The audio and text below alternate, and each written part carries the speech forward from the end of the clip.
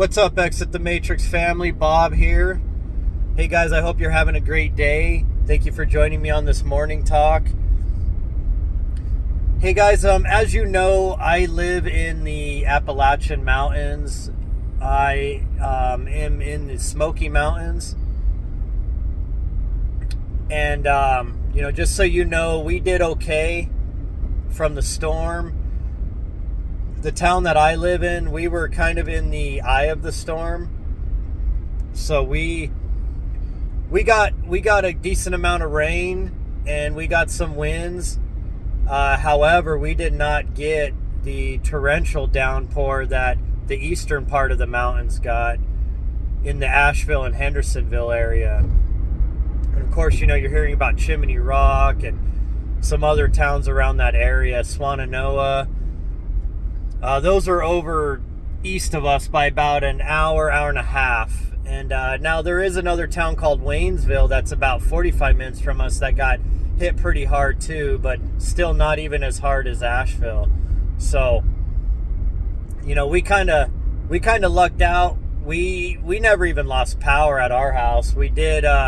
We were out of cell service and internet for about 4 to 5 days though, so that was the most of what we dealt with. And of course, not being able to use our debit credit cards there during that time, and the cash only, and a little bit of run on the gas stations and the grocery stores and stuff, but still life is functioning for the most part back to normal here where I live. However, a lot of the people that I work with and a lot of the people I run into out here have family out in Asheville, and they're under some dire situations right now, and it's very unfortunate.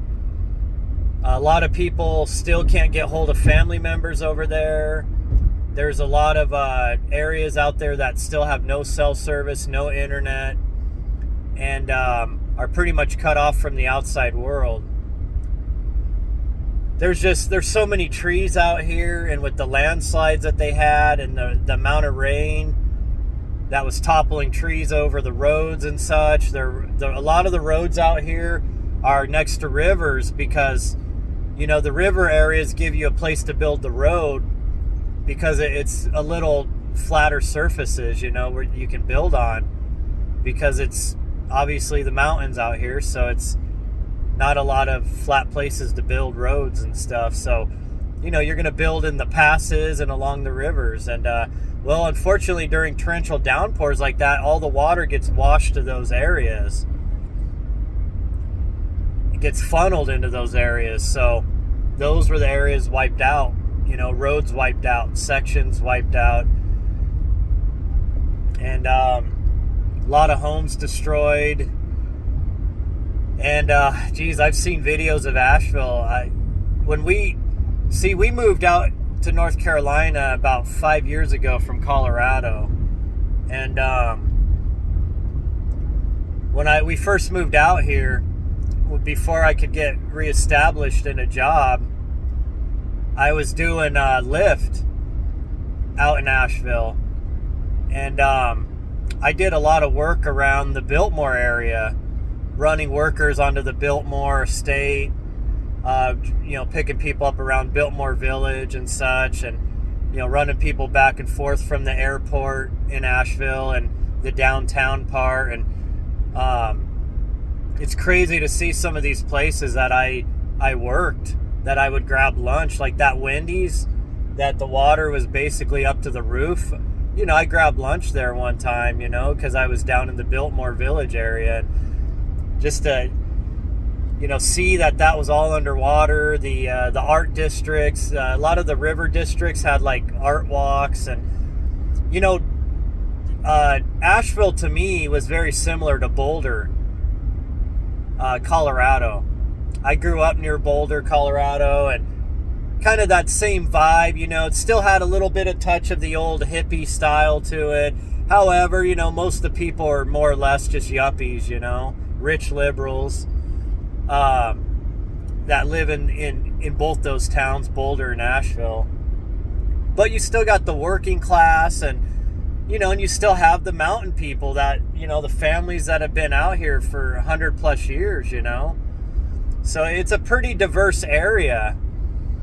And I have noticed a lot of videos going around, on, I'm not on TikTok, but the TikTok videos make their way onto YouTube and onto Facebook and things, and X and stuff. And I've seen a lot of these videos of people, laughing like, oh, look at all these, Republicans and righties and Trump supporters, perishing, and from this flood, from these floods and this destruction, and I don't think these people are intelligent. Well, they're not intelligent at all, let's be honest. For one, if you're celebrating, what these people are going through, regardless, Republicans or Democrats or independents or color or race or whatever, you've got a lot of darkness within you. But those people are stupid because Asheville is a very liberal city. In fact, a lot of the cities out here, Asheville, I'd say Waynesville's probably a little more liberal leaning. Asheville's very liberal leaning. Now, Hendersonville maybe a little more conservative. But that doesn't really matter. It doesn't matter to me, honestly. As you guys know, I'm more of a centrist. But these people celebrating that, they're ignorant and stupid because they don't know that, like, probably 70% of Asheville's, Democrat, liberal. So, they think it's all these, these conservative hillbillies out here perishing. They don't understand that these are, supposedly their people, right? So, anyways, I just had to throw that in there. Look, I get it. People that say stupid shit, they get viral, and I know some of those people have already lost their jobs for what they posted and, racist comments and all that. And so that's, and I don't know. I'm not about the cancel culture. Hey, look, that's your freedom of speech. You want to be hateful and say stupid shit, racist shit, whatever, man. I don't know if necessarily somebody should get fired for that, just for speaking your opinions. But a lot of those people were, outed, that were posting those types of videos. But most importantly, folks, is that there are people suffering.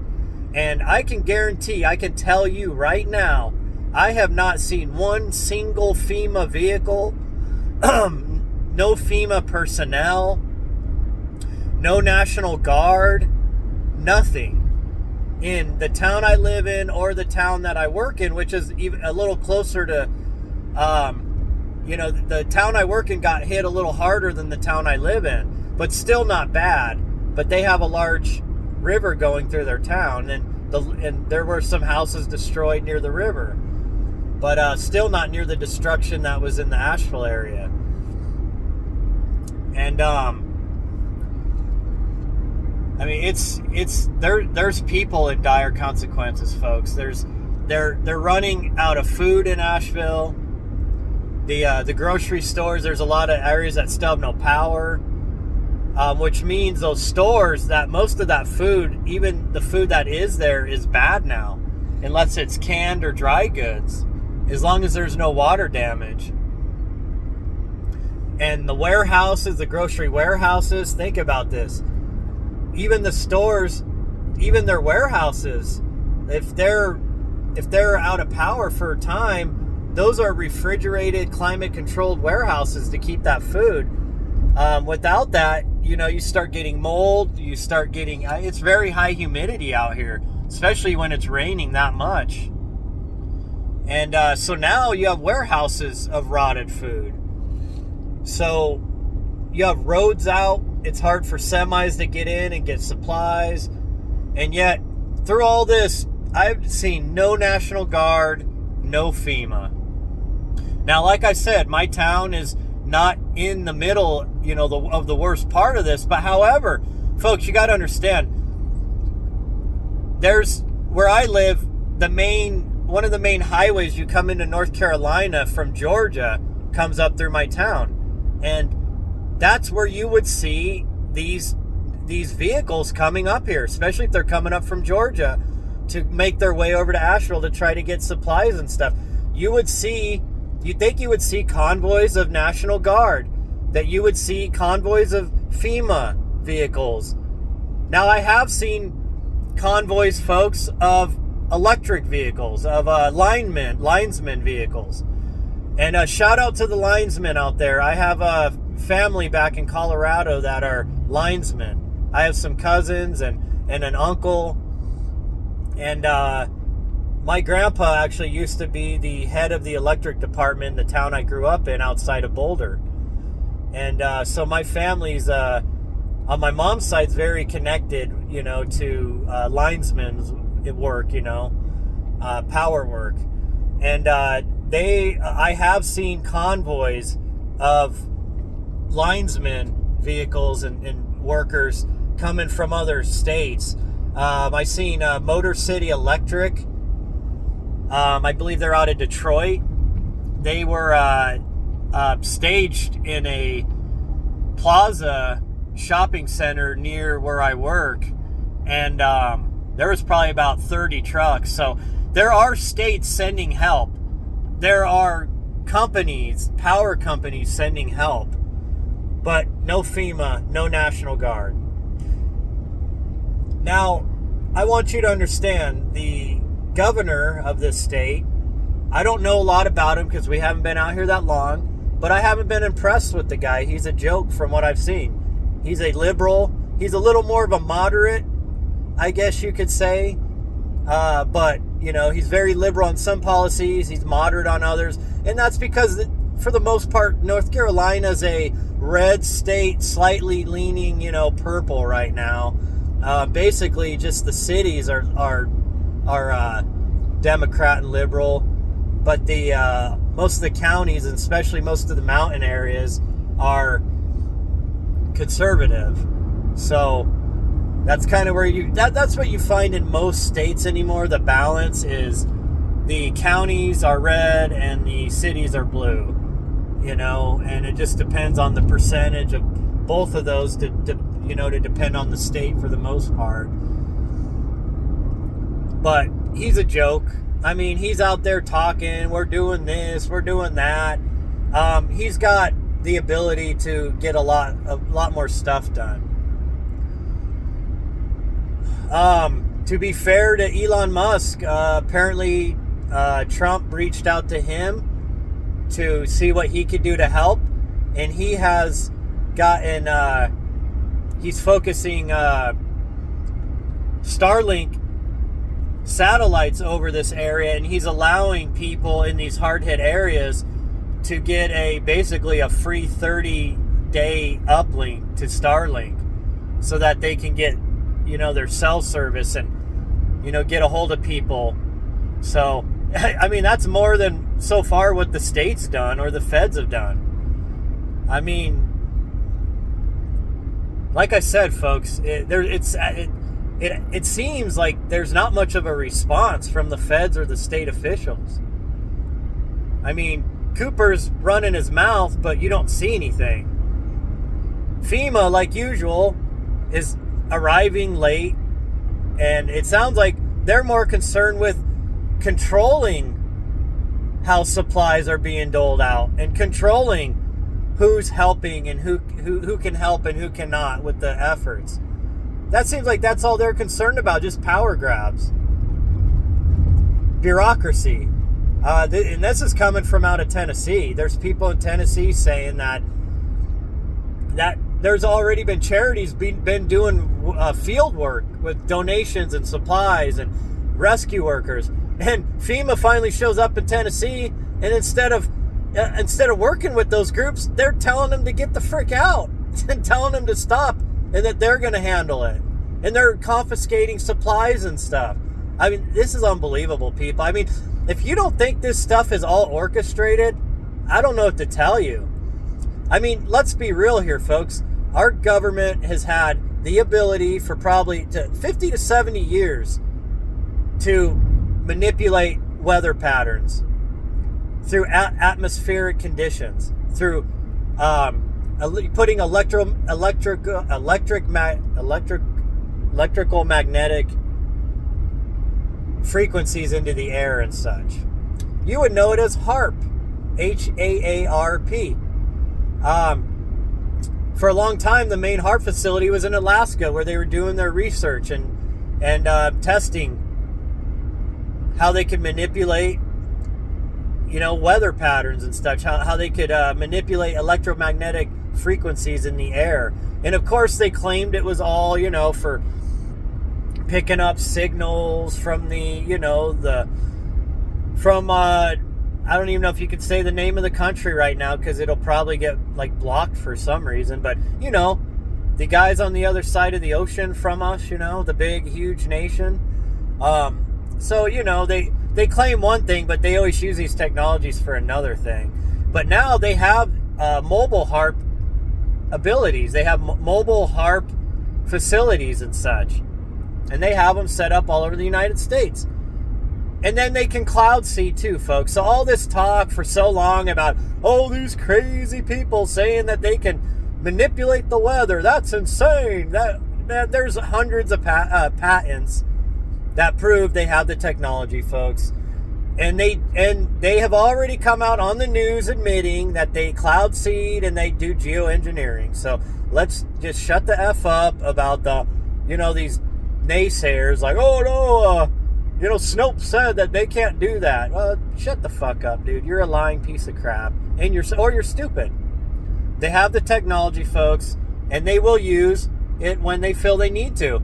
And guess what is starting to come out of all this conversation? They're literally in Chimney Rock. There are multiple people coming out claiming. Now, I don't know for sure, folks. I'm not over in that area. But Chimney Rock was one of the most devastated areas. It's near Asheville. There are people there claiming that they are bulldozing down parts of the town, that they didn't even do a thorough investigation and cleanup and rescue. They're just going through and bulldozing areas. And the government they're claiming eminent domain. And they're basically snatching all this land from people that's devastated, saying that you have no right to this land anymore. And all of a sudden, the internet sleuths have started digging up the fact that some of the biggest lithium lithium unmined, untapped lithium deposits in the world are in Asheville, in the land under the town. And there happens to be 2 mines to the northeast of Asheville, about 30 miles. I can't remember the name of the town right now, because I don't have a way to look it up. But that town is known for these 2 mines that produce the highest quality, purest form quartz in the world. And as you know, folks, quartz is a natural recorder. Quartz is used in our phones, in laptops, in batteries, in microconductors, and in semiconductors. And quartz has so many uses. Well, folks, you have 2 of the most rare, rich elements on Earth, both found in that area that's been hardest hit. And you got to understand, folks, this is a geopolitical, multinational thing going on. There is a resource war going on with China right now. I read somewhere that it's claimed that China controls as much as 90% of the lithium in the world right now. That most of the lithium mines in Africa, they control. Most of the lithium mines found elsewhere, they control. So right now, the United States is in a position where they are trying to grab their own lithium stores because of all this green technology, right? That's supposed to be so good for the planet. Well, you need mass amounts of lithium, folks, for these car batteries, these electric car batteries. For all of these panels, solar panels, you need lots of lithium. And quartz. Let's be real. And you also know about the microchip war going on, right? Between China and the United States. That's what one of the biggest fights over Taiwan's about. Taiwan is known for mass producing microchips. And you need the lithium and the quartz for the microchips. And that's what the struggle over Taiwan's about. The Western world wants to control Taiwan because they produce most of the microchips in the world. If that goes back over to China completely, China basically controls all the microchip production in the world. Because guess what, folks? The United States, because of NAFTA and GATT, because of our corrupt politicians that constantly money launder from the U.S. taxpayer and grift us, they sent all of our manufacturing overseas to China for the last 50 years. And now China does most of the manufacturing of the world. I mean, now you got India kind of stepping up, and you have a few other areas, but let's be real, folks. China controls most of it. So what I think this truly is a geopolitical, multinational grab at resources. And they're trying, the United States needs these mines to be built because they've got to compete with China. And so I think that they're purposely destroying this area, or even if it wasn't their hand in this storm, let's just say that they're using this disaster for their own gain and control of resources. Because now they can come in and say, this is a devastated area, it's toxic because of all the pollutants from the storm, and so we're going to need to eminent domainly take all this and bulldoze it down. And then they're going to go turn around and they're probably going to hand this land over to these multinational mining companies. That's just my speculation, folks, okay? For the AI, whatever, moderators, understand. Look, I'm just speculating here. I'm just going off of giving my own viewpoints on claims people are making here.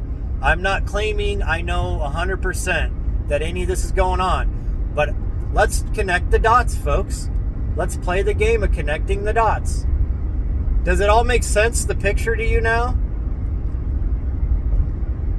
Whether they had a hand in this storm or not, or intensifying it or not, or controlling its path or not, they could still use the disaster to further their own ends, to snatch up these resources.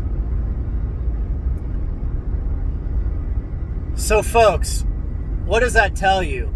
It tells you that they're putting resources over human lives. Folks, see, they've never cared about us. I've said this many times.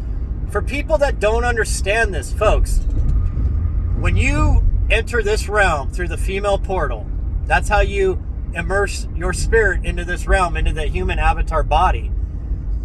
The day you're born, you are given a birth certificate. They stamp the sole of your foot on that birth certificate.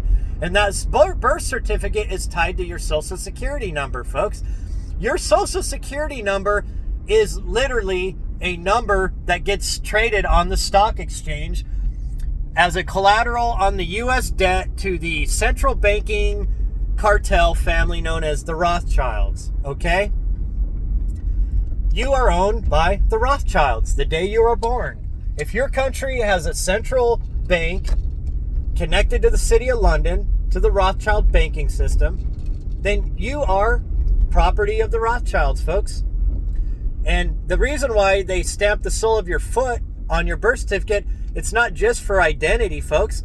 It's you have to understand it's maritime law, and they're playing word magic games. See, think about this. When you're born, your feet touch the earth, right? You came from heaven, from your spirit home, and now you're touching physical earth.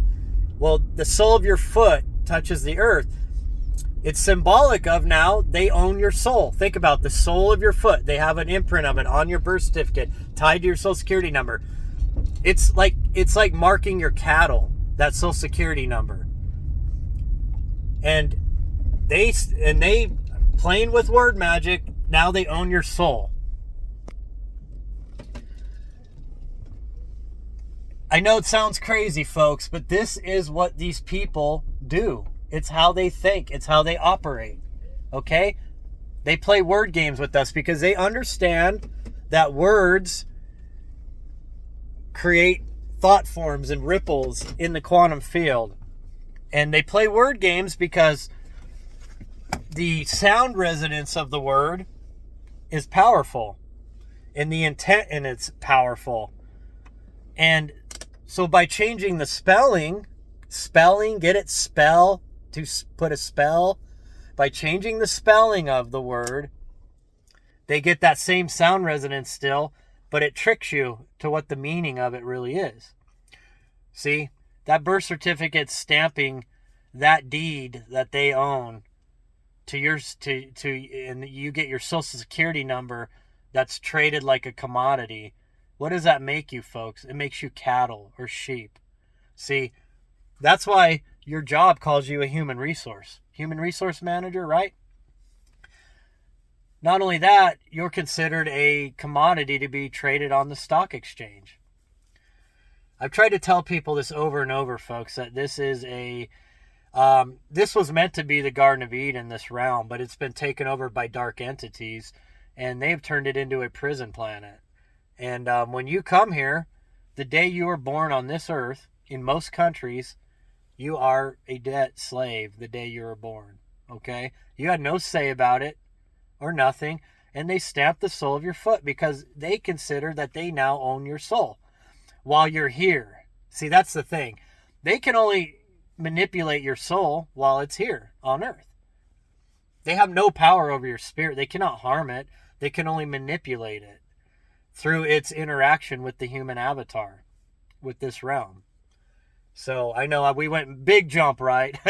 From the flooding to hardcore metaphysical and word magic and other stuff. But hey, this is the reality, folks, of this realm. It's time to wake up. And if you look at all the billions of dollars of aid the United States gives out to all these foreign nations, especially to Ukraine and Israel, I think I've seen almost 35 billion between, or maybe more, almost 40 billion, maybe more. This could be 50 billion for all I know, between Israel and Ukraine just this year. But yet,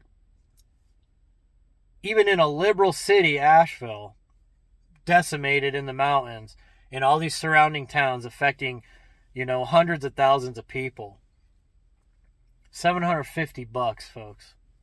That's what your government is providing these people with in cash assistance. $750, folks. $750 now won't even get you hardly a month's worth of groceries anymore. Think about that. Not including fuel. And could you imagine these people? They have no power. The water's polluted, so they have no clean water. They have no cell service, and they have no internet. What would you do if you were in that situation for a week or longer? What if your house was washed away by a mudslide or torrential, rain washing your house down a river or ravine or through a gap in the mountains, right? That's what we're facing out here. And, I feel very lucky that my family was spared and we're safe out here and our property's not And life in my town, it's almost back to normal. It's crazy. It's so surreal, folks, that just an hour away from where we live, it's just utter decimation. And I heard also that areas like Gatlinburg and Pigeon Forge over in Tennessee, that's about an hour from us also, maybe an hour and a half, 2 hours. I heard that they got decimated too. And once again, those are pretty liberal cities. They're like tourist cities, but they're pretty liberal too. So this isn't a Republican-Democrat thing, folks. This is a them against us thing, folks. These are demonic people. And all that money that they send to these foreign nations, a lot of that money gets kicked back to these politicians through PACs and through what do you call them? The little parasites in Washington D.C. What do you call them? The lobbyists, right? The parasites, yeah, the lobbyists. Yeah, the lobbyists funnel a lot of this money back to these politicians that they pass these aid packages. And a lot of this is foreign nations that funnel this money back. That's how the game works, folks. It's like I scratch your back, you scratch mine, right? They'll give all this money to these foreign nations, and then the leaders in those foreign nations, they take a piece of it for themselves. And then they send back a good chunk of it back to the United States to continue to buy back favor and pay off these politicians. Folks, we have got to have a total cleanup of our nation and our political system. The Republicans and Democrats are both corrupt. They're both demonic. Most of them are dual citizens to one of those countries that got most of that money. But you ain't seeing billions pouring into North Carolina right now, or into Georgia, or Tennessee, or Florida, or, Kentucky, or South Carolina, or any of the states out here that got affected by this. You're not seeing billions of dollars. You're not seeing National Guard pouring in. Folks, see, they're trying to purposely destroy this country. I've said this before, and I'll say it again. And these are globalists, multinationalists that have their hands in all this. They want the resources. See, they don't care what country the resources are in. They will go in there and they already bought out the politicians, or the politicians are part of their club. They'll do whatever they have to do to take what they want to take, okay? Just like I heard in a Tupac song before, they don't give a fuck about us. Obviously that was about the plight of the blacks that Tupac was rapping about in the streets, but it's the same for us out here. It's the same for Americans, period. Our government don't give a fuck about us. They're corrupt. Utterly corrupt. They're deceitful. They're evil. They've been given into the dark side of this realm. And most of them are psychopaths. Sociopaths. All they care about is power and money, and that's it. And they see you as a human resource, and it's proven. Look, the day you're born, you're cattle to them. You're a commodity. That's the truth, folks. I hate to tell you. And it's we got a lot on our hands to deal with here, folks. But I would also caution what charities you're giving to, because a lot of these so-called charities, United Way, Red Cross and all that, they're scams, folks. Money laundering operations, okay? I would look for more smaller local organizations to donate to. Ones that actually live out here, that are located in this area, that know the people, that know the area. Don't go to the big ones. If you donate to those big ones, guaranteed we're not going to see any of it out here. They'll take that money and they'll go, use it in Africa or some other country. They're not going to do it out here. They're just stealing most of that money. That's how those are all front groups. They're money laundering operations. That's all they are. We've seen that in Haiti, right? All that billions that got sent over to Haiti through the United Way and Red Cross and all that. They were supposed to rebuild all these homes. They didn't build shit. The Clintons stole most of it, in fact, through the Clinton Foundation, because they were controlling a lot of that money going into Haiti. And the Haitians know this. Trust me, the Haitians know this. So, anyways, folks, a lot of you have been well-wishing me and my family. I appreciate that. I really do. But I would, if I was you, and you have any means, I would turn your focus on, the people east of me here that are in a lot worse shape. There's no gas getting through, no groceries getting through. It's devastation. You're talking just hundreds of billions of dollars of destruction. So, it's kind of sobering video, folks, but I kind of wanted you guys to get a perspective from my point of view, from where I'm at, and then just I kind of glossed over some stuff out there on the internet, which you've already probably been running into, right? And like I said, I'm only seeing what people are claiming. I don't know. Now, let's be real.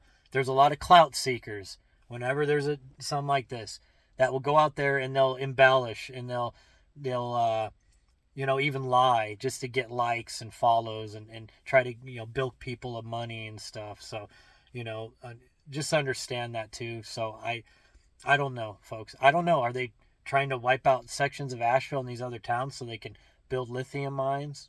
I don't know. Maybe. I mean, it is interesting if they are taking this land by eminent domain. You have to realize there's families that have been out here for over 100 years, folks, like 200 years, that have been developing this land for a long time. And for the government just to walk in and just swipe that away just like that, that's unbelievable, right? And I think we've seen something similar in Maui happen just by different means, right?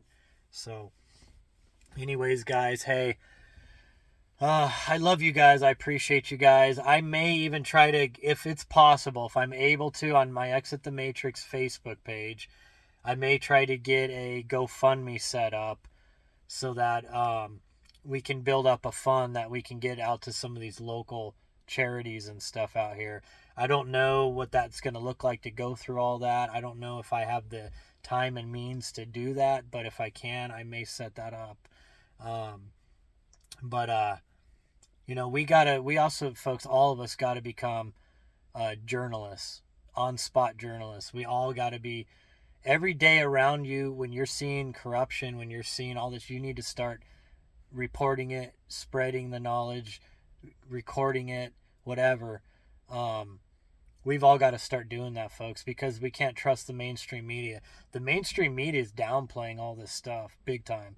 And I'm suspecting that there's maybe thoughts that this might knock out a big chunk of the red vote out here and maybe swing the state, and I think there's some other things that the media is hoping for out of all this situation, and that's maybe why they don't want to rush around and get things power up and running, and things running back to normal, because a lot of people, when they're in this situation, they're not thinking about, casting a selection, right? So crap, and I said the V word on accident. So hopefully this video will still go through. Anyways, guys, I appreciate you guys. I love you, and I'll talk to you later.